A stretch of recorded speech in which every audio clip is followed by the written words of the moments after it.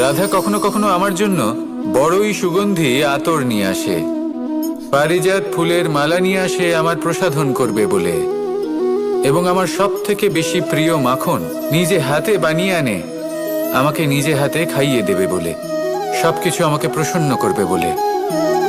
কিন্তু আপনি কখনো ভেবেছেন যে এই আতর কিভাবে বানানো হয়?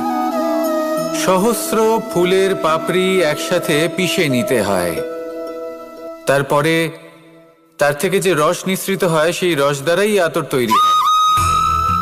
অনেক সংখ্যক ফুলকে অসীম যন্ত্রণা ভোগ করতে হয়, তবে তারা আমার প্রসাধন সামগ্রী হয়ে উঠতে পারে। দুধ থেকে মাখন তৈরি করার জন্য কতটা পরিমাণ মন্থন সহ্য করতে হয় সেটা আপনি জানেন।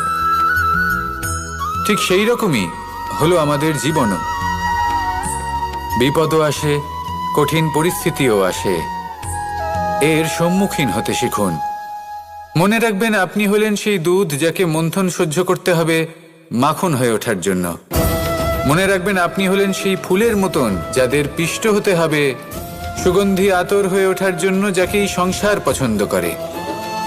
কখনো কখনো জীবনে আপনার সাথে খারাপ শুধুমাত্র এই কারণে ঘটে যাতে আপনার শ্রেষ্ঠ রূপ এই সংসারের সামনে আসতে পারে। শুধুমাত্র কঠিন পরিস্থিতি এবং বিপদকে একটা সুযোগ হিসেবে দেখার চেষ্টা করুন। আপনার জন্য এই সংসার বদলে যাবে, সংসারকে দেখার দৃষ্টিভঙ্গি পাল্টে যাবে, আপনার ভাগ্য পাল্টে যাবে, আর এই মন প্রসন্ন হয়ে বলবে রাধা রাধা। পাষাণ